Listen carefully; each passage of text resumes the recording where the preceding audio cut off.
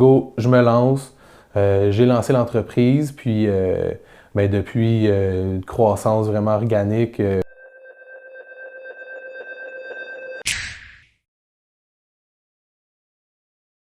Bonjour à tous, bienvenue dans un nouveau podcast de Capital Central.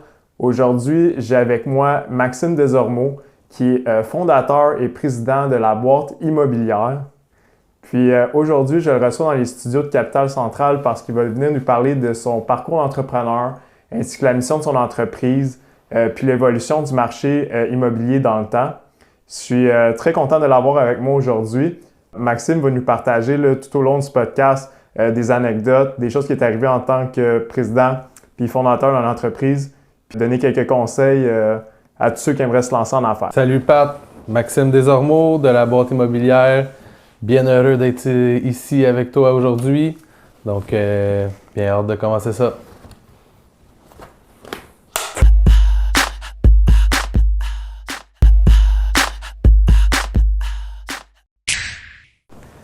Merci pour le clap. Merci.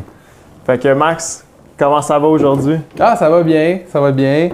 Des grosses journées, on lâche pas là, ces temps-ci, on est en recrutement, donc là on passe beaucoup de CV et tout pour agrandir l'équipe, donc occupé. Tu dis on lâche pas ces temps-ci, mais ça fait longtemps que tu lâches pas quand même. Oui, j'ai parti l'entreprise, moi dans le fond, la boîte immobilière, j'ai parti l'entreprise en 2015.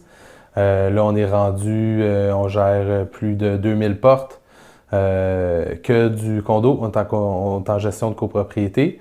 140 syndicats, on se spécialise dans les petites et moyennes copropriétés.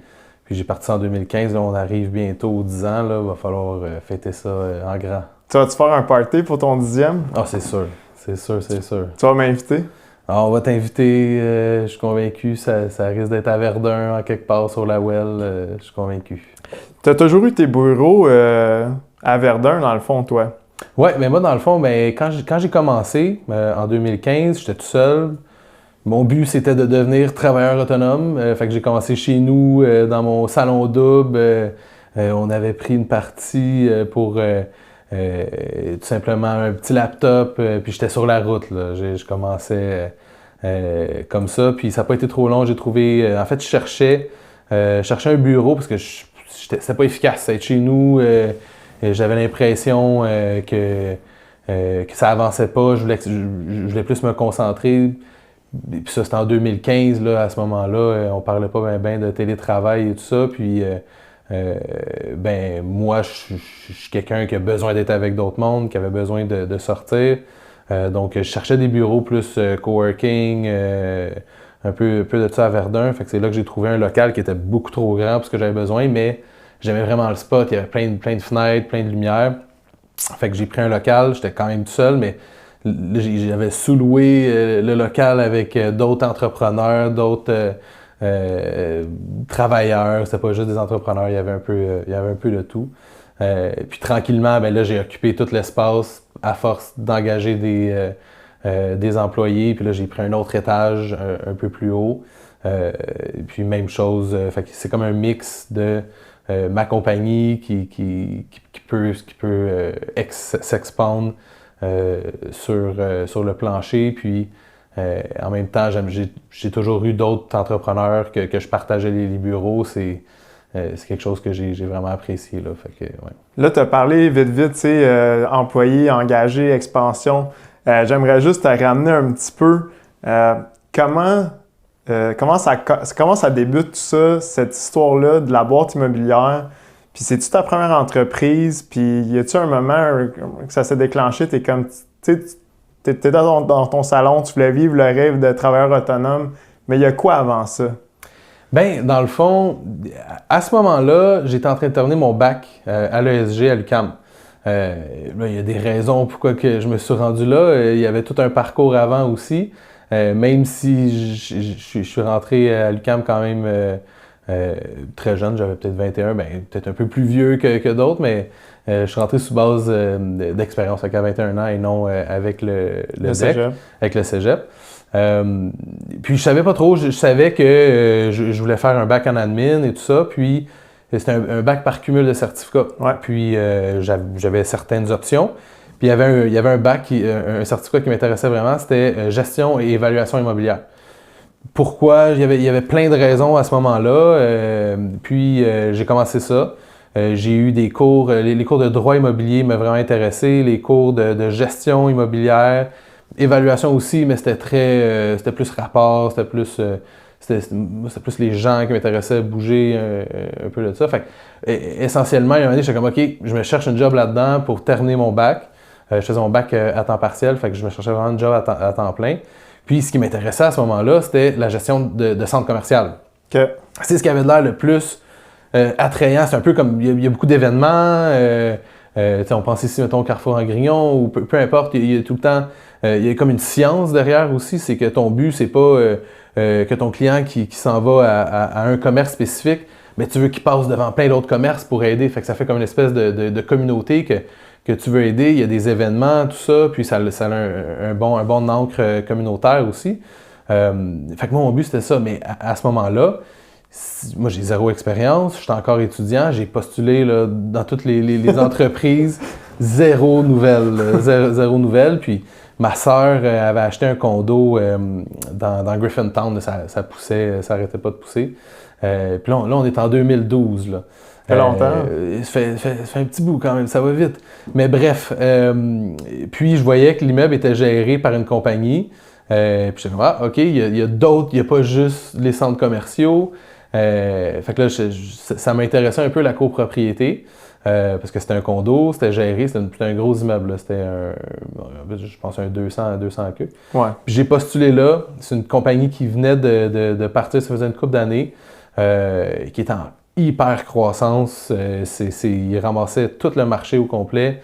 Il y a eu beaucoup de construction à ce moment-là, fait qu'il y avait beaucoup à faire. Les compagnies qui étaient là depuis longtemps, on dirait que le marché voulait autre chose. Fait que cette compagnie-là a vraiment pris de la place. Puis j'étais avec eux au début, puis on a géré des gros projets. À la fin, je gérais un immeuble qui était plus de 350 unités. J'avais 24 ans. Puis c'était tout un défi. Il y avait tout le temps de quoi, des urgences de soir, de fin de semaine. Puis ça m'a vraiment appelé, là. C'est vraiment quelque chose que j'ai vraiment apprécié. Puis éventuellement, moi, je savais que c'était quelque chose que je voulais faire, c'était partir de mon entreprise. Puis, ben honnêtement, la gestion de copropriété, tu réalises assez vite, c'est pas quelque chose qui intéresse tout le monde.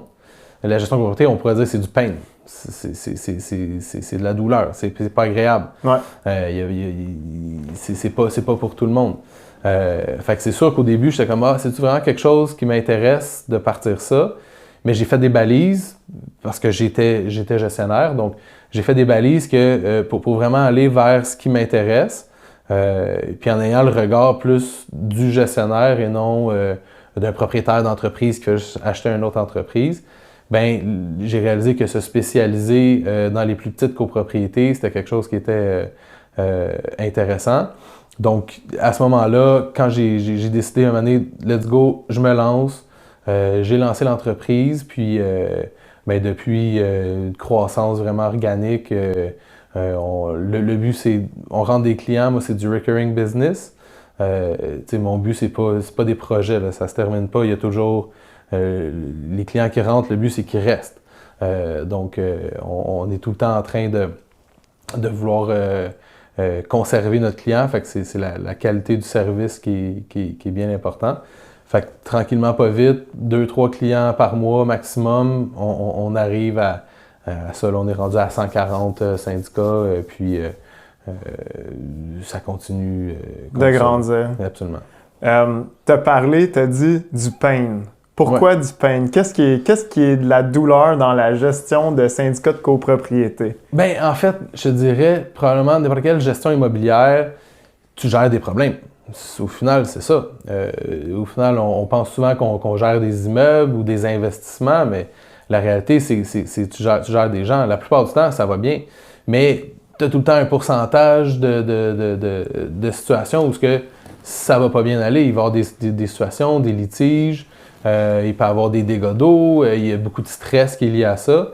Puis c'est important d'assister les gens, parce que les gens, quand ils t'appellent, la plupart du temps, c'est parce qu'il y a un problème. Moi, quand les gens me contactent parce qu'ils veulent qu'on s'occupe de leur immeuble, c'est pas parce que ça va bien. C'est parce qu'ils sont tannés, ils sont plus capables. C'est souvent des bénévoles. C'est des conseils d'administration de nos clients. Puis, là, ils veulent passer à autre chose ou ils n'ont pas le temps de s'en occuper. Donc, ils engagent des compagnies comme la nôtre. Fait que c'est important d'avoir plein d'autres choses derrière dans la structure d'entreprise, dans la culture d'entreprise qui rend le tout agréable parce que sinon, ça intéresserait personne. Là, Puis là, tu as dit de façon bénévole. Fait que les gens, en temps normal, quand ils sont dans un syndicat de copropriété, ils ne sont pas payés par le syndicat, c'est vraiment bénévole, etc. Là, tu as vu une opportunité de marché. Toi, tu as dit pour les petites moyennes. Ouais. Parce que les très grandes, est-ce qu'ils sont toujours occupés par la dite compagnie pour laquelle tu as travaillé? Est-ce qu'elle existe encore, cette compagnie-là? Ah ben oui, c'est Solutions Condo qui est une des compagnies. En plus, ils se diversifient. Ils ont plein d'autres produits et services qu'ils offrent. Mais comme la plupart des entreprises qui offrent, dans le milieu, on appelle ça la gestion complète, leur but, ça va être de gérer des gros immeubles parce que il y a une espèce d'économie d'échelle à faire lorsque tu as des gros clients qui sont souvent dans les mêmes secteurs. C'est rare que tu vas avoir une tour qui va pousser à Sainte-Julie. Là. Tu sais, c'est souvent bien concentré. Fait que ça te permet, parce que aussitôt que tu as des immeubles moindrement importants, il faut que tu fasses des visites mensuelles, tu as des réunions de conseil d'administration à faire en soirée, tu as les assemblées qui est des gros morceaux, mais tu as beaucoup de choses, il faut que tu ailles sur place. Il faut que tu sois sur place, il faut que tu rencontres les fournisseurs, tout ça. Donc, il y a des journées complètes que tu vas passer à l'immeuble. Fait que ça, c'est plus compatible avec des plus gros immeubles. Moi, ce que j'ai vu, ce que j'ai remarqué, c'est ces compagnies-là, ils ne s'intéressent pas vraiment aux plus petits, là. Littéralement. Puis encore aujourd'hui, c'est souvent comme ça. Ils refusent, il y a beaucoup de compagnies qui vont refuser tout ce qui est, mettons, 40 unités et moins ou 50 unités et moins. Puis ça fait du sens. Eux, ce qui les intéresse, c'est les gros immeubles, c'est là-dessus qu'ils veulent se concentrer. Moi, c'est à l'inverse. Moi, j'aime mieux avoir un portefeuille avec des plus petits immeubles.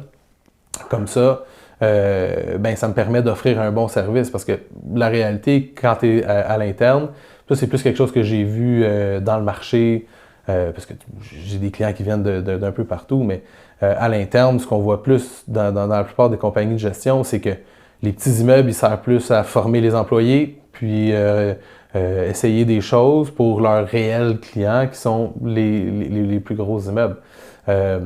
Donc, souvent, ce qu'on voit, c'est que les petits immeubles ils me contactent. Puis quand je dis petits immeubles, ça va jusqu'à 30 portes, là, tu sais. Donc, on peut avoir, mettons, un 24 unités qui me contacte et dit ça fait 5 fois, j'ai changé de gestionnaire 5 fois dans la dernière année. Okay. Pas de compagnie de gestion, mais l'employé qui s'occupe de l'immeuble. Le directeur. Le directeur, si on veut, c'est souvent ce qu'on appelle le gestionnaire, tu sais. Puis au final, ce qui arrive, c'est que soit le gestionnaire est bon, puis là, il s'en va sur la vraie clientèle, qui est les gros clients. Donc, la compagnie de gestion va l'amener vers les clients plus importants. Ou sinon, il ne fait pas l'affaire, puis il passe à un autre appel. Fait qu'au final, le petit syndicat, il voit juste des visages passer. Okay. Tandis que moi, mon approche, c'est vraiment d'essayer d'avoir le même gestionnaire qui fit le mieux possible, le plus longtemps possible. Okay. C'est comme ça qu'il y a un apprentissage, il y a une efficacité qui se développe. Fait que de rendre la plus petite copropriété, la petite et moyenne copropriété rentable, c'est ça le but là, de la boîte mobilière. Donc, est-ce que tu dirais que ça serait les valeurs de ton entreprise? Une des valeurs, en tout cas, c'est de progresser avec son client, aller chercher une certaine efficacité, utiliser les gens à pleine capacité au lieu de les changer gauche, droite, etc. Ça, c'est une de tes valeurs, grossir tranquillement, de façon organique, comme on dit. Ouais. Puis d'aller chercher la fierté, parce que souvent, un gestionnaire il y a un peu d'ego là-dedans, mais d'aller chercher la fierté plus dans la qualité du service à la clientèle que dans la grosseur des immeubles que tu gères. Parce que je l'ai vécu moi-même. Je gérais des gros immeubles, puis je regardais le portefeuille de l'entreprise, puis j'étais comme, moi, j'aimerais ça pouvoir, ma carrière, c'est de gérer les plus gros immeubles parce qu'on est fait comme ça. Ouais. Un bon gestionnaire veut pas, c'est quelqu'un, il faut qu'il ait de la drive. Il faut qu'il y ait de l'ego, il faut que ça avance. Fait que d'avoir ces espèces de bullet point-là qui est comme, OK, je veux gérer un immeuble de plus de 300 unités ou des tels tours. Souvent, on a souvent l'exemple de la Tour du Canadien à Montréal, mais il y a tout le temps un immeuble. À un moment donné, c'est le Cristal. Il y a tout le temps un immeuble qui Celle-là fait rêver. la donne notoriété. C'est la promotion exact. ultime pour le gestionnaire. Exact. Mais moi, je me suis dit, mettons ça de côté. Allons chercher notre fierté avec plus une quantité, au lieu d'avoir... parce qu'un gestionnaire, normalement, va gérer une dizaine de syndicats. Tandis que nous, on n'a pas le choix. Il faut en gérer plus. C'est des 8 portes, des 12 portes. Fait que c'est une approche différente, mais c'est surtout que toute ma clientèle est égale. Toute ma clientèle est sur le même piédestal à l'interne, ce qui fait qu'il n'y a pas un client plus important que l'autre puis qui permet ça. Là. Puis là, tu as parlé de ton expérience en gestion immobilière pour des plus gros, des plus petits. Là, tu as vu des opportunités dans le marché. Puis ça m'amène au point, c'est quoi les services que tu offres pour les syndicats de copropriété? Oui. Dans le fond, nous, ce qu'on offre, c'est le soutien, le service administratif et financier. On pourrait séparer l'ensemble des besoins des syndicats en trois parties, en 3 volets. Tu as le volet administratif. Le volet administratif, ça va souvent être la job du secrétaire. Il va avoir les assemblées générales annuelles à préparer, la tenue des registres, quand il y a des ventes avec les notaires ou les courtiers immobiliers, il y a plusieurs communications là-dedans. L'ensemble des communications avec les copropriétaires ou les différents intervenants du syndicat. Ça, c'est le volet administratif. Ça, c'est ce qu'on s'occupe.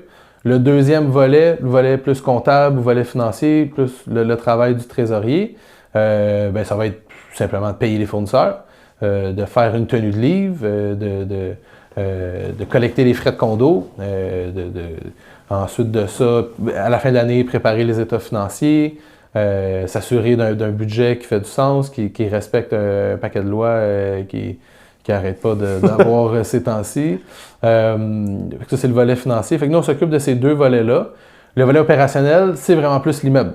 L'entretien de l'immeuble, ça peut être les entretiens réguliers, mais la plupart des petits syndicats n'ont pas un paquet de contrats signés d'entretien.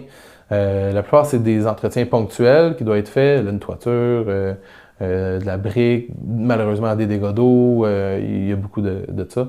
Donc, c'est des choses qui arrivent sporadiquement, où ce que ça devient difficile de leur dire « OK, on va faire une formule tout inclus.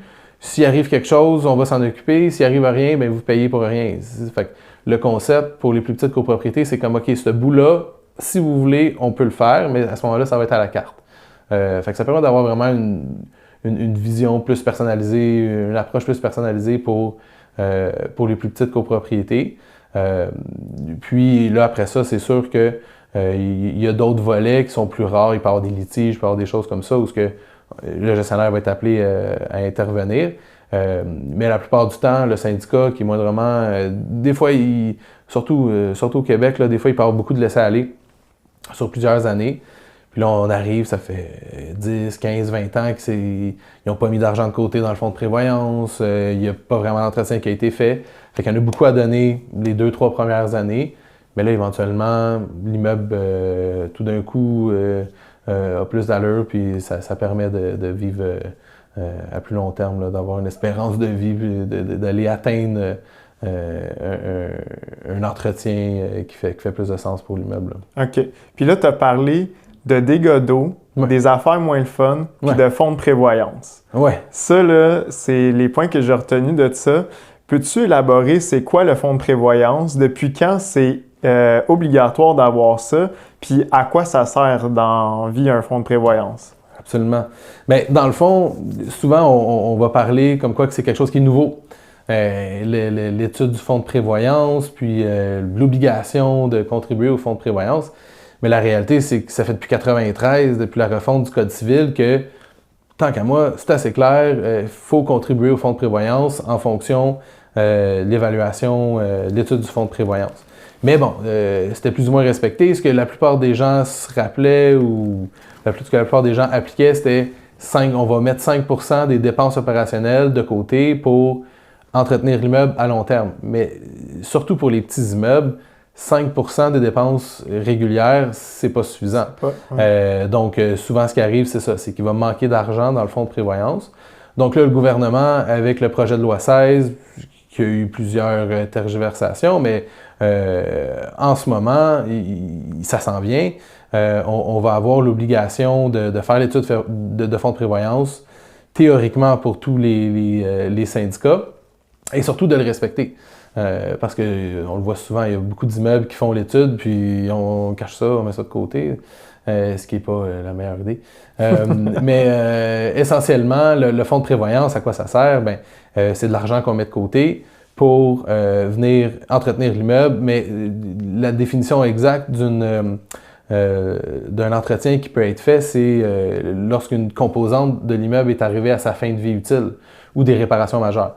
Mais essentiellement, on ne peut pas prendre l'argent du fonds de prévoyance pour on décide de redécorer l'entrée. Non, c'est vraiment pour entretenir l'immeuble à long terme. Structurel. La structure, le toit, la brique, c'est assez large quand même. Mais le concept derrière ça, c'est surtout que toutes les générations de propriétaires payent leur part égale de l'entretien de l'immeuble pour que ce soit, en quelque part, fair pour tout le monde. Parce que si tu achètes un immeuble parce qu'il est relativement neuf, puis vous ne mettez pas d'argent de côté, bien, vous sauvez beaucoup sur les frais de condo pendant 10-15 ans.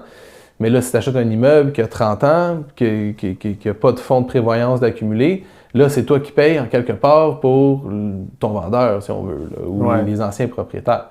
Fait que c'est un peu ça le concept, c'est que ce soit un peu équitable pour tout le monde, pour qu'il y ait de l'argent qui est mis de côté. Mais c'est pas parfait parce que faut pas oublier, dans les dernières années, on l'a vu, là, l'inflation.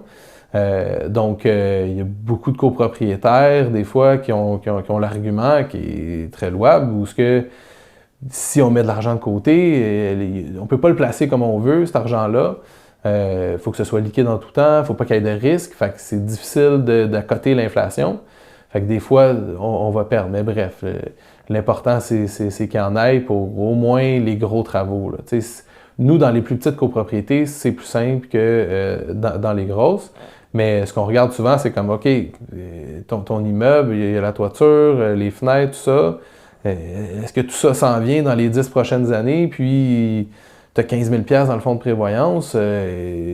Une toiture, en bas, c'est moindrement 12 unités, là, en bas de 100 000, ça va vite. Là. Les toitures, les fenêtres, ça va très vite. Raffalement de façade. Il y a plusieurs choses, là, ça va vite. Puis souvent, en copropriété, de plus en plus, les copropriétaires, les administrateurs ne vont pas utiliser l'option la moins chère. On vise plus à long terme. C'est normal, c'est pas du locatif, là, où souvent c'est le moins cher. Donc, fait que ça a un coût, là, fait qu'il faut s'y attendre. Fait que, là, quand il n'y en a pas assez, mais c'est là qu'on parle de cotisation spéciale parce qu'il y a des gros travaux puis ça doit être fait. Mais souvent, ce qu'on va dire, c'est mieux de faire une cotisation spéciale pour faire des travaux que faire une cotisation spéciale pour payer un dégât d'eau parce que le toit a coulé parce qu'il était dû. Au final, c'est une ou deux cotisations spéciales. Est-ce que c'est finançable, les syndicats de copropriété? Je sais que supposément oui, mais ça n'intéresse pas beaucoup de banques. Parce que ce qui arrive, c'est que le syndicat en soi, il n'y a pas de capacité de remboursement. L'immeuble en soi appartient pas au syndicat. C'est chacun, les hypothèques se font sur chacun des copropriétaires. Fait que de ce que j'ai compris, c'est très rare qu'on voit des prêts qui est accordés au syndicat. Mais des fois, ce qu'on va voir, c'est des prêts, mais là, il y a comme une hypothèque qui va être mise ou un dépôt d'hypothèque qui va être mis sur chacune des unités. Fait que ça semble être compliqué là, pour les prêteurs. C'est faisable, c'est faisable, mais c'est très rare qu'on voit ça là, pour les syndicats. Là. C'est très compliqué à faire, là, faire un petit bémol là-dessus. Ça prend un fonds de prévoyance là, avec des projections. Ça prend aussi que le syndicat de copropriété là, vote en face d'un notaire, oui, pour faire telle chose. Il faut aussi avoir un rapport des CAPEX sur les 10 prochaines années, à savoir c'est quoi les grosses dépenses qui s'en viennent. Puis des fois, pour le montant de la rénovation, tout ce travail-là ne vaut pas la peine. Non, c'est ça. Des fois, là, c'est compliqué pour beaucoup de documentation, puis ça coûte cher aussi, que de l'argent qu'on prend du fonds de prévoyance. Finalement, on arrive que on fait rien avec ça. Là. Non, exact. Puis, tu sais, faut comprendre aussi, une copropriété, c'est des membres. C'est plusieurs copropriétaires. Fait que dans une situation comme celle-là, il risque fortement d'avoir des copropriétaires qui vont dire « Ah, ben moi, je l'ai l'argent, je m'attendais à ça, j'aime mieux le donner où j'ai de la place sur ma marge de crédit. » Tandis que d'autres que non, ça n'intéresse pas, mais au final, c'est très rare que tous les copropriétaires vont s'entendre sur une situation, sur un financement. Ils vont préférer chacun gérer la cotisation spéciale de leur côté, parce qu'au final, ce qui arrive, le syndicat va déposer la cotisation spéciale, mais il y en a beaucoup qui vont chercher, soit qui vont chercher une partie sur leur marge de crédit hypothécaire ou carrément une deuxième hypothèque. Ouais. Il y a des cotisations spéciales, il y en a que ça peut être lourd. Ça peut être très, très lourd. Il y en a que, surtout si c'est lié à un vice de construction, ça c'est pas mal les pires. Là. Au Québec, il y a très peu de surveillance de chantier qui se fait dans les immeubles neufs. Fait que des fois, tu te retrouves avec des déficiences, puis si les délais ne sont pas respectés au niveau de la garantie, ben là, c'est un dossier légal, mais il faut assumer les travaux pendant ce temps-là. Fait que des cotisations spéciales de plusieurs dizaines, centaines de milliers de dollars, ça peut exister pour des condos qui valent des fois pas même plus que ça. Là. Ouais. Donc, c'est là que c'est moins agréable. En 9 ans, tu as dû voir beaucoup de situations. J'aimerais te demander peut-être une ou deux anecdotes qui est arrivée avec un syndicat de copropriété qui aurait comme forgé ton caractère là, de PDG de la boîte immobilière. C'est quoi les situations là, que tu retires le plus de leçons de ça? Bien, il y a plein de situations. Souvent, ce qu'on finit par s'occuper, qui est le plus, challengeant au niveau pour un gestionnaire, c'est les dégâts d'eau.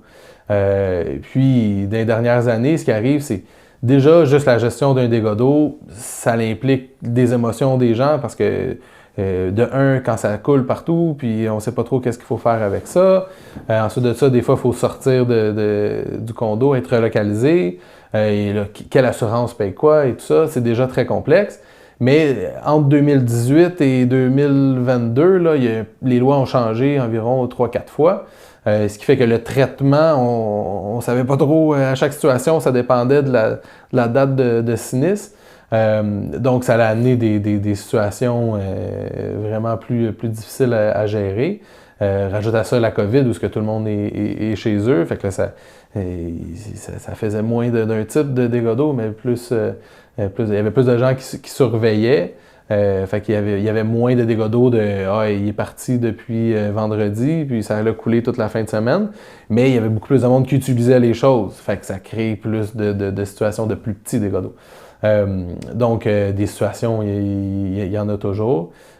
Puis, le but, c'est de trouver toujours la solution la plus rapide, mais c'est pas toujours évident. Il y a plusieurs intervenants à travailler avec. Là. Fait que tu es souvent en mode urgence. Là. Ben, pas toi nécessairement, mais la boîte immobilière est souvent en mode urgence, quoi que ce soit. Oui, bien, c'est souvent ce que je dis. La plupart quand je parle avec un nouveau syndicat, ce que je leur dis, c'est la plupart du temps, vous n'allez pas avoir besoin de nous pour le volet opérationnel.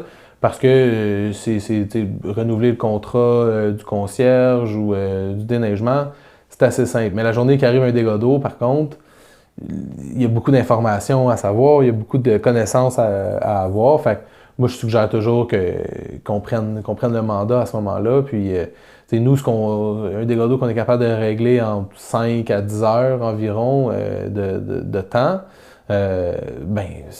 ça pourrait prendre 40 heures, 50 heures, quelqu'un qui a aucune idée où ce qui s'en va. Là, ouais. Fait que oui, c'est sûr que c'est là où on est le plus utile au niveau de la gestion opérationnelle. Là. Ouais. Puis, là, on a parlé un peu, ça fait 9 ans, une croissance organique, etc. C'est quoi l'avenir de la boîte immobilière?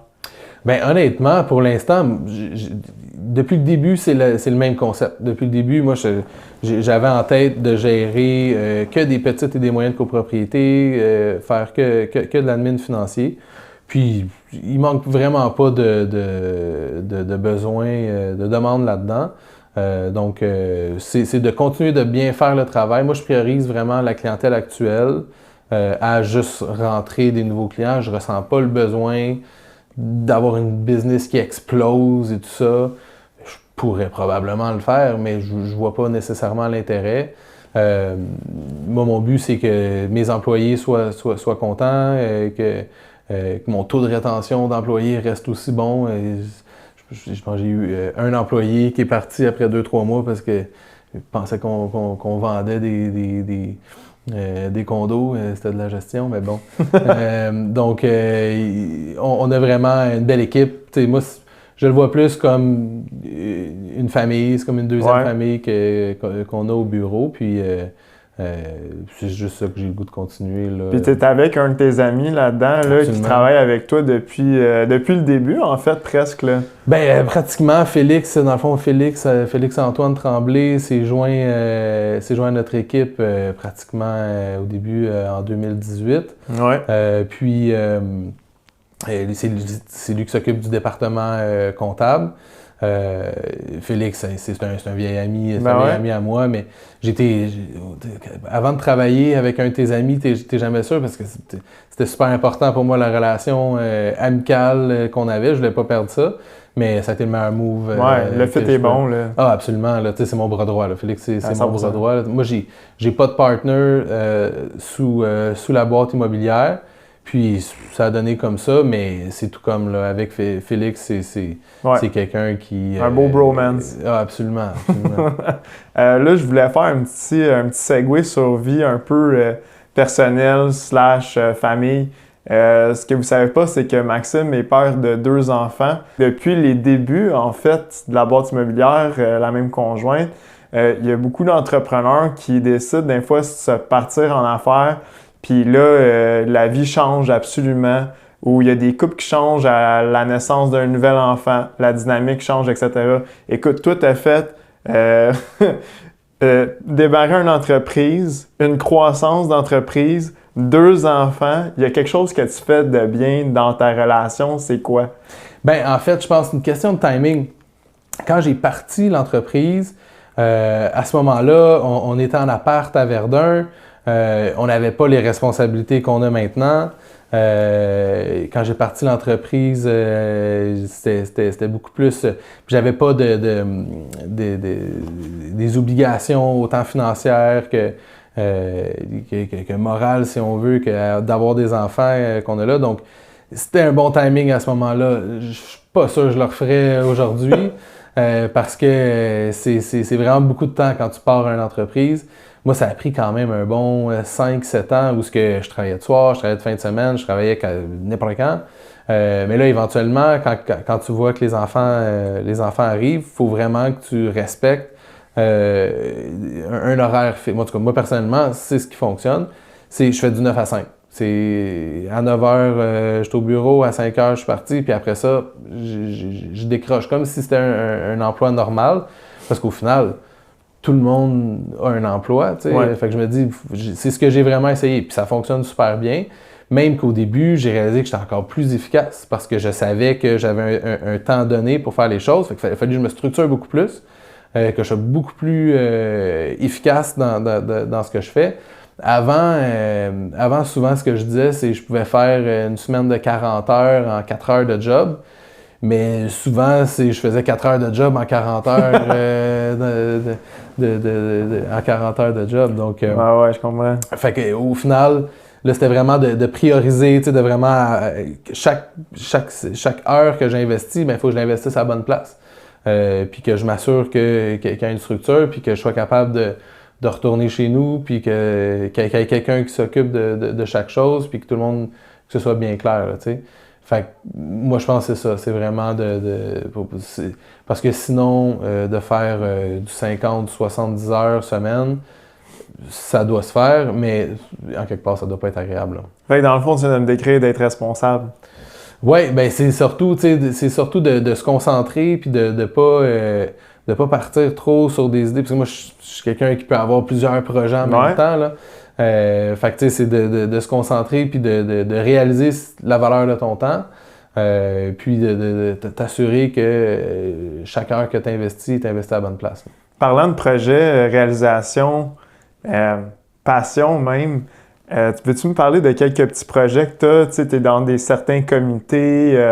Dans le fond, je vais te laisser en parler un petit peu. Ben oui, ben absolument. Moi, je me suis toujours un peu impliqué. J'ai essayé de toujours m'impliquer dans différents organismes. Au début, ça a commencé, c'était à Verdun, le club d'affaires. Là, à ce moment-là, c'était pas tant pour s'impliquer que pour rencontrer des gens, rencontrer des contacts, rencontrer divers entrepreneurs aussi. Puis ça m'a permis d'être sur le conseil d'administration par la suite de la Chambre des commerces du Sud-Ouest. J'étais administrateur, c'était un gros conseil d'administration. Puis ça m'a permis de comprendre un peu plus c'était quoi différents organismes. Puis, de fil en aiguille, avec mon bureau qui est sur la Wellington, à chaque année, il y avait l'assemblée de la SDC Wellington. Puis ça, c'est quelque chose que je trouvais ça vraiment, vraiment intéressant. Il y avait plein d'activités qui se faisaient. Puis là, c'était la COVID. Il y a eu une place au conseil d'administration qui s'est libérée. Puis, j'ai donné mon nom.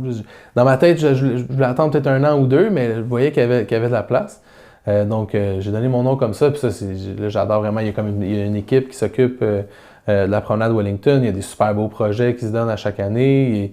Il y a des réalités communautaires. Il y a un peu de politique là-dedans avec la ville. Il y a beaucoup de subventions de la ville. Puis, mais essentiellement, je trouve que c'est vraiment le cœur de Verdun.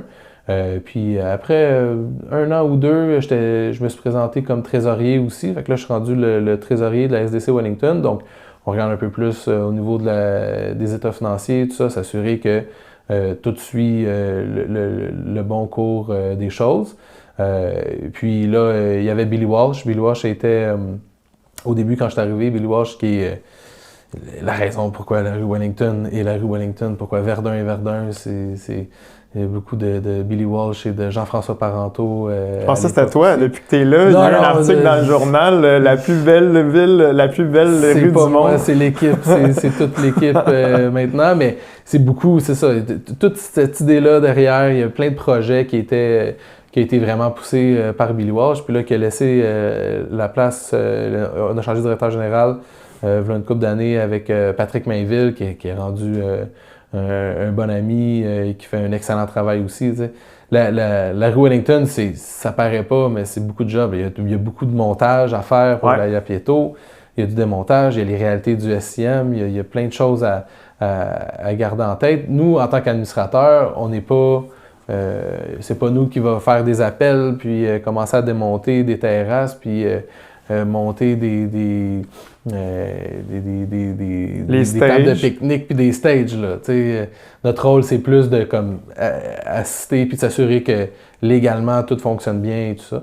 Mais on entend les échos de tout ça. Puis, il y a la danse aussi, certains soirs de semaine. Il y a tellement de choses, c'est ça aussi, c'est qu'il y en a pour tout le monde. Il y en a pour tous les gars, il y en a pour les familles. Moi, j'essaie de pousser beaucoup. Il y a 2 choses que j'essaie de toujours garder en tête, c'est quand tu arrives là avec ta poussette, puis tes 2 enfants, ça va-tu être le fun? On a-tu pensé à ces gens-là? Ça, c'est plus du côté communautaire, événementiel. Puis du côté plus pour les commerces. Moi, je suis dans les commerces du 2e étage. Fait que ça prenait aussi le point de vue plus des bureaux et tout ça.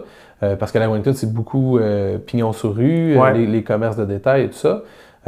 Donc, moi, j'amène aussi la vision, parce que pour moi, je pense que c'est important aussi, plus qu'il y a de bureaux, plus que ça fait de la vie dans le jour et tout ça, qui complète bien la demande là, pour les commerçants. Là. Fait que ça, c'est une de tes passions. Un de tes hobbies, c'est de t'intégrer dans ton milieu, puis essayer de faire le mieux possible. T'es un gars de char, un gars de golf. Quel autre hobby tu fais, puis pourquoi ces hobbies-là? Ah, c'est assez. Char et golf, on est voyage aussi, mais moi, dans le fond, j'étais allé au secondaire ici, pas trop loin, au Collège Saint-Louis, tu sais. Puis, en sortant de là, ce qui m'intéressait, c'était d'être mécanicien automobile. J'avais vraiment une grosse passion pour l'automobile. T'as vraiment réussi? Je suis tombé dans la CA, oui, absolument.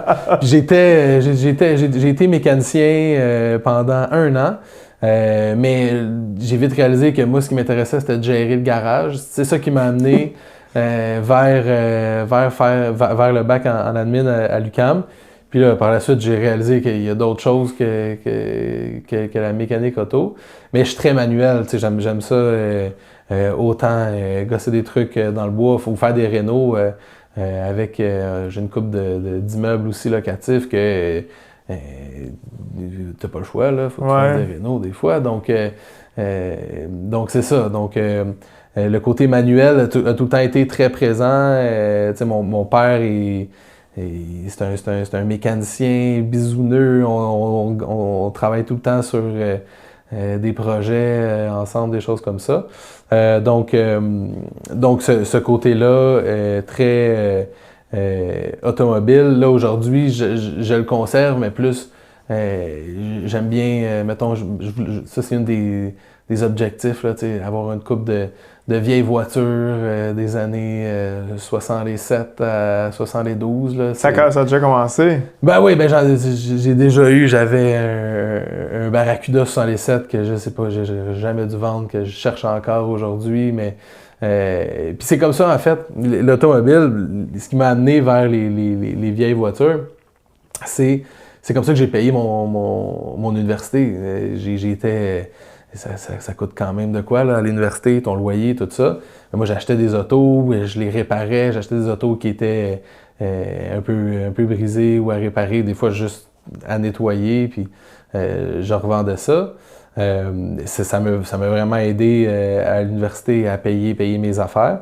Puis un moment donné, par hasard, ça a juste à donner, c'était vraiment un bon deal. J'ai trouvé une Barracuda 67 qui il y avait le cam, le cam faisait un peu de bruit, tu sais, puis je suis comme, c'est pas des vieux chars, c'est facile à travailler. Fait qu'on a changé ça, puis je l'ai revendu. Ça a été un excellent coup, d'argent, mais je l'ai regretté depuis, puis là, je suis vraiment tombé là-dedans après en avoir eu un. Puis, ben, là, c'est ce que je fais. Je passe beaucoup de temps à chercher exactement cette voiture-là. Puis, je regarde tout le temps, là, j'ai acheté une Mustang 70, véhicule super fantastique. Mais je suis plus un gars de Mopar, fait que tu vas aller plus vers... On veut retourner dans le Plymouth ou dans le Dodge. Mais sinon, à la base, ma passion, c'était les voitures japonaises des années 90, 2000, les 240SX, des Skyline, tout ça, je regarde aussi ce marché-là, ça me passionne. Les valeurs commencent à monter. C'est incroyable. C'est le temps là, d'investir là-dedans, tant qu'à moi. Mais c'est parce ça te prend de l'espace, ça prend du temps aussi. Ouais. Fait que c'est une passion qu'à chaque fois, j'ai le goût, mais à chaque fois, je suis comme, ouais, mais le côté cartésien revient, puis je suis comme, le temps de s'en occuper, le risque est super élevé. Responsable. Ben c'est ça, exact. Le risque est super élevé, les coûts d'entretien, tout ça. Fait que c'est pas une passion très lucrative, là, évidemment. Mais le golf, ça, on a tout le temps joué 2-3 fois par été avec les amis. Puis là, l'année passée, je sais pas ce qui est arrivé. Là, je me suis mis à jouer au golf. Puis c'est le côté, je pense aussi, tantôt je parlais, j'ai 9 à 5. Ça, c'est le temps, si on veut, qui m'appartient. Une fois que les enfants sont à la garderie, la famille, on passe beaucoup de temps le soir, la fin de semaine, mais le 9 à 5, c'est comme, fallait que je me trouve de quoi pour voir mes amis de 9 à 5, parce que je pouvais plus sortir tous les vendredis, puis les samedis, puis je suis quelqu'un qui aimait bien avoir du fun, mais fait que je pouvais pas perdre ça. Fait que le golf permet de passer du temps avec tes amis, là. Là, après ça, c'est de travailler entre la business, le golf. Des fois, les choix sont difficiles. C'est sûr. Mais ouais, je manque pas de passion. Il faudrait pas que j'en aille plus. Ouais, c'est ça. Je regarde ton horaire, je suis comme, puis là, merci d'être venu, pour de vrai. De trouver un petit peu de temps pour moi là-dedans. Mais as-tu des conseils, quelque chose que tu aimerais dire à quelqu'un qui voudrait se partir en affaires? On commence en affaires, on n'a jamais les moyens de le faire, puis c'est jamais le bon temps, puis tout. Mais as-tu quelque chose, un conseil à donner, tu sais? Bien, premièrement, c'est beaucoup plus facile qu'on le pense. Je pense que c'est 36$ au registre d'entreprise. Tu enregistres le nom que tu veux. Tu vas sur GoDaddy. Au final, c'est très peu d'investissement de temps. Puis je pense qu'il y a quelque chose en quelque part qu'une fois que tu le fais, tu vas être appelé à continuer le projet. Mais sinon, je te dirais, peut-être pas tout le temps aller avec ce que tu veux faire, que tu trouves vraiment intéressant. Parce que souvent, tu n'es pas le seul qui trouve ça intéressant. Puis garde en tête que si ça fonctionne, éventuellement, ce que tu vas gérer, c'est une business. Puis une business, c'est pas juste les opérations de la business. Fait que peu importe qui commence à avoir une couple d'employés, éventuellement, les opérations, exemple, si quelqu'un se part une compagnie qui installe des piscines, ben ça sera pas trop long si ça fonctionne bien et que le propriétaire installera plus de piscine. Il va falloir le but, c'est de déléguer, mais d'être compétent là-dedans. Fait que souvent, moi, ce que je dirais, comme première entreprise, vas-y avec ce que tu es compétent. Vas-y avec ce que tu connais. Vas-y avec ce que tu es à l'aise de faire. Puis vas-y, peut-être aller chercher du conseil aussi avec des personnes que tu connais, mais c'est pas tout le monde. Moi, quand j'ai parti, je connaissais pas personne qui était entrepreneur. Tu peux pas le savoir. Mais c'est comme ça, on frappe des murs, puis tu traverses le mur, puis là c'est un autre mur. Ça, c'est un combat à l'infini. Là. Ça, exact. Puis je dirais de ne pas avoir peur de prendre le téléphone puis d'appeler. Ça, c'est souvent quelque chose là, de notre génération ou de la génération plus jeune. On a très peur de déranger ou quoi que ce soit. Quand tu cherches quelqu'un, tu veux parler à quelqu'un, trouve tous les moyens, n'aie pas peur. Peut-être que tu déranges, so what? Ouais, le pire, c'est non, tu sais. Ben, c'est ça, exact. Fait que le but, c'est... Ben, tu sais, éventuellement, un non, c'est un non aussi, là. Ouais. Je veux dire, mais tu sais, souvent, on vit une situation qui va nous ralentir ou quoi que ce soit, puis là, il faut trouver la solution, puis d'y aller, là. De ne pas avoir peur d'y aller. Pas avoir froid aux yeux, comme on dit. Exact. Puis, suite à ça, pas avoir froid aux yeux... On a fait une petite passe là-dessus tantôt. Tu es aussi propriétaire de blocs immobiliers. Oui. Puis là, je voulais faire aussi peut-être un petit segment sur ta vision des choses sur le marché immobilier actuel et peut-être le futur parce que tu es pile dedans, tu nages dedans, sans nécessairement faire la gestion d'actifs immobiliers en termes d'argent, si on veut, mais tu es là, tu les gères au day-to-day. Bien, pas nécessairement toi, mais l'équipe, etc. Où est le marché en ce moment? Sont où les opportunités selon toi? Bien, tu sais, moi, c'est ça. Moi, avec la boîte immobilière, on s'occupe beaucoup de gestion de copropriété. Fait qu'on est moins dans le marché de la vente ou de la revente, puis ces choses-là. Puis c'est bien correct. Mais personnellement, j'ai des immeubles. Moi, j'ai acheté mon premier immeuble à 25 ans. Un quadruplex à côté d'ici, honnêtement, à Ville-la-Salle. Puis... on a acheté un autre, j'ai juste... en fait, là, je suis rendu à 3, c'est vrai. On a trois buildings, puis selon moi, le marché immobilier, là, en ce moment, c'est sûr, on s'attend, les taux d'intérêt vont descendre et tout ça, mais ça dépend de ta situation. Parce que à 25 ans, si tu as du temps, moindrement manuel, ben c'est correct de te prendre un immeuble qui est un peu magané, puis qu'idéalement, il y a des appartements déjà rénovés, puis que personne ne veut acheter parce que ça a l'air de... Trop de jobs. Trop de jobs, tout ça. Mais tu sais, à un moment donné, qui a dit que tout était à faire là? Je veux dire, tu fais... si tu commences, c'est correct de partir avec un immeuble qui a bien de la job, mais que tu vas payer bien moins cher. Puis d'essayer d'aller optimiser au maximum les revenus. Mais éventuellement, il faut faire attention parce que là, nous, après un certain temps, on s'est dit, là, on veut un immeuble le plus direct possible parce que les deux avec la business, puis mon partenaire là-dessus, c'est Aubert, lui, il est directeur TI pour une compagnie d'animation. Charlotte Aubert. Puis, ben, tu sais, les deux, à un moment donné, on n'a pas 20 heures par semaine impliquées. Fait qu'on voulait acheter quelque chose qui était plus clé en main. Mais là, à ce moment-là, tu sais, il faut faire attention parce que tu peux pas non plus...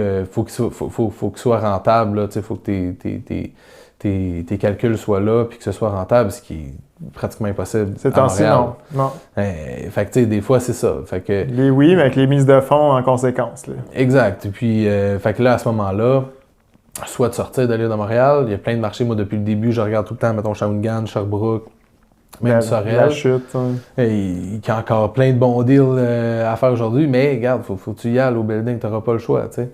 Peut-être qu'il y a possibilité à ce moment-là aussi d'avoir des compagnies de gestion, de ne pas avoir peur de regarder puis de te renseigner sur le marché local. Mais c'est sûr que c'est difficile de faire un bon deal avec les prix de vente actuels. Puis, parce que nécessairement, mais il faut garder en tête que les loyers ont énormément augmenté. Mais c'est directement lié au prix de l'achat de l'immeuble aussi. Là. Fait que c'est ça, faire attention nécessairement. Mais moi, personnellement, le volet commercial, j'ai acheté un immeuble commercial sur Wellington pour faire du coworking là-dedans. Ça, je trouve que c'est vraiment intéressant. Je trouve que ça te permet beaucoup plus de versatilité. Je trouve que tu as plus d'options avec ce que tu veux faire. Des fois, tu peux avoir un projet que tu décides de partir dans ton propre local, des choses comme ça peut être intéressant. Puis, ben, dans le commercial aussi, c'est moins de gestion. Sauf que là, ça prend la mise de fonds aussi, mais encore une fois, si tu prends le téléphone, tu peux peut-être aller chercher une balance de vente sur des immeubles. Fait que au final, ça revient à ce que je disais tantôt, faut que tu prennes le téléphone puis que tu cherches quelque chose si tu veux commencer. Puis aussi avec ta créativité, au commercial, là, c'est pas nécessairement blanc sur noir, ça peut être gris. Les vendeurs, plus que jamais en ce moment, sont très ouverts à donner des conditions flexibles pour pouvoir vendre l'immeuble. Parce qu'en ce moment, tu sais, je suis courtier hypothécaire commercial, j'envoie des deals au commercial, puis écoute, je vois des deals multirésidentiels, là, ça se vend. Ils sont listés à vendre, mettons, 2 millions, puis la valeur économique, c'est genre 1,2, là, tu sais, ça marche pas du tout, là. Non, c'est ça. Donc, tu sais, c'est un peu compliqué à ce niveau-là. Puis toi, tu penses que ça va aller converger vers quelle direction, tout ça? Ben écoute, nécessairement, les taux d'intérêt devraient normalement baisser. Fait que, tu sais, la valeur va juste encore augmenter, normalement. Mais là, éventuellement, il y a quand même une limite à ce qui peut être fait. Parce que je me dis que ça va augmenter, mais est-ce que ça va augmenter autant que ça l'a fait en 2020, 2021, aussi rapidement? Ça va dépendre de la Banque du Canada. T'sais, tant qu'à moi, pourquoi que le taux d'intérêt était si bas que ça aussi, c'est sûr, c'est ça que ça l'a poussé. Là, il n'y a personne qui a acheté et qui veut vendre moins cher. Fait que tout le monde attend et tout ça. Fait que c'est ça qui a stagné le marché. Mais éventuellement, c'est sûr que si le taux d'intérêt arrive, c'est sûr que les salaires augmentent aussi, mais peut-être pas aussi vite. Pas aussi vite, ouais. Fait que tu sais, c'est un pensez-y bien, nécessairement, d'investir en immobilier, ben c'est surtout de comprendre les chiffres, puis de savoir, c'est d'y aller projet par projet, là, tu sais. Ouais. Puis d'être prêt, t'es mieux de te calculer un taux d'intérêt à 7%, 7-8%, que de faire des calculs sur le taux qui va baisser, puis d'y aller comme ça. Là, puis y aller plus conservateur. Exact. Fait que, grosso modo, allez-y conservateur pour le temps à venir. Je regarde souvent le temps, parce que je sais qu'il faut que tu ailles chercher tes enfants. Je vais finir avec ma dernière question. Puis c'est pourquoi est-ce qu'on devrait choisir la boîte immobilière? Ben, écoute, nous, dans le fond, à la boîte immobilière, la plupart de notre clientèle vient d'une référence.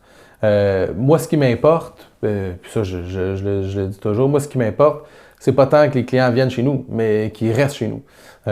Donc, fait que tout est mis en place pour que à chaque année, le contrat puisse se renouveler puis qu'on fasse vraiment partie de l'équipe.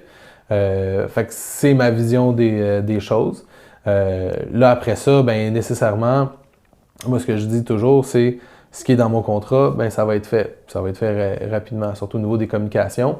La priorité pour moi, c'est de s'assurer que tout le monde répond rapidement à leur courriel, répond à leur téléphone. Parce que c'est souvent ça qu'on voit en gestion de copropriété, c'est des gestionnaires qui sont pas accessibles. Et puis dans le milieu, ce qu'on dit souvent d'un bon gestionnaire, c'est quelqu'un qui est capable de gérer les priorités. Moi, personnellement, quand tu me dis gérer les priorités, ça veut juste dire t'en as trop. Ça fait pas de sens. Okay. Moi, le but à la boîte immobilière, c'est de réussir à avoir passé à travers le to-do list. Donc, c'est ce qui fait qu'on Dans un bon timing. Dans un bon timing, puis que ce soit clair, que les mandats soient clairs, qu'il n'y ait pas de zone grise. Puis qu'on réponde bien, surtout au niveau communicationnel. Tout est en étant disponible. C'est ça. Donc, tu sais, toi, dans le fond, pour une charge d'employé, tu parlais tout à l'heure, là, rapidement, que tu voulais pas que plus que 30% de ton staff soit en formation. Ouais. Ça, c'est vraiment une belle valeur d'entreprise parce que des fois, on overload le staff, puis là, ben, les erreurs arrivent. Puis là, une erreur, 2, 3, on a perdu un client, on a perdu un client. Exact. Tu as un excellent taux de rétention. D'ailleurs, c'est 4,6 sur 5 ou 4,5 sur 5 sur Google Review. Des bons reviews aussi. En 9 ans, tu sais, des fois ça descend, tout ça. Puis bon, j'ai des commentaires négatifs, des fois tu peux juste rien faire pour ça. Là, c'est bien, ça fait juste prouver que la business existe, on va toujours en avoir. Ouais. Ça, faut pas avoir peur de ça, tu sais, mais bien souvent, c'est que c'est des situations qui sont hors de ton contrôle. Ouais. Quand tu gères des syndicats de copropriété, la personne n'est pas contente parce que ça coûte très cher de frais de condo, ben ça se peut. Sauf que c'est la réalité de l'immeuble, bien souvent. T'sais. Mais là, après ça, c'est aussi de réaliser qu'on fait affaire avec des humains. On ne gère pas des immeubles, on gère des personnes. Donc, c'est d'avoir ce contact-là le plus humain possible.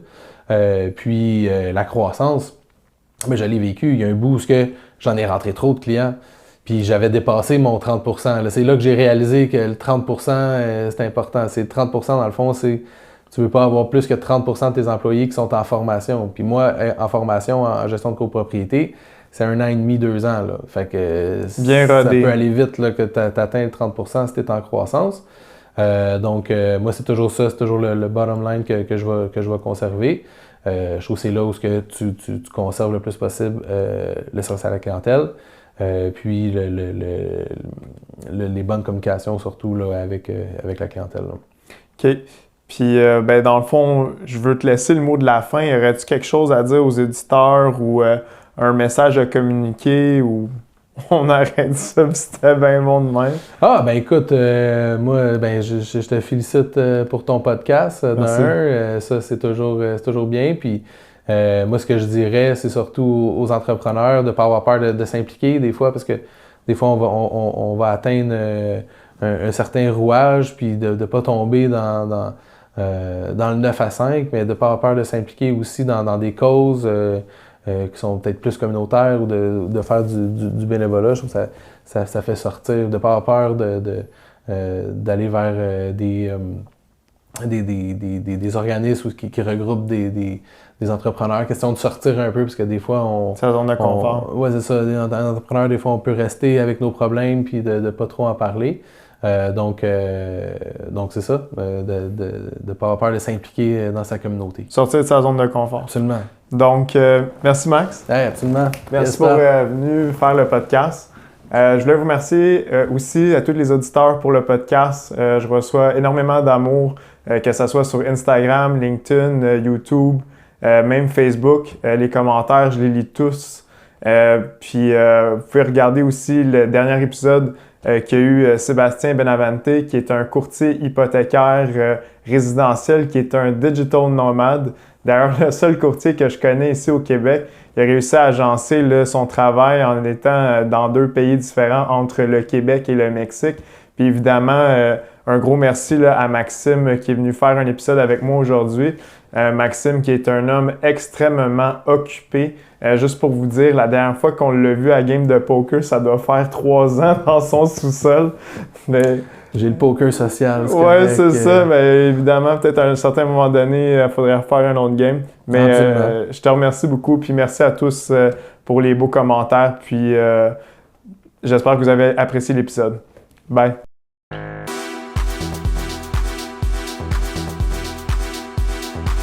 Filter that down. Change the pattern a bit.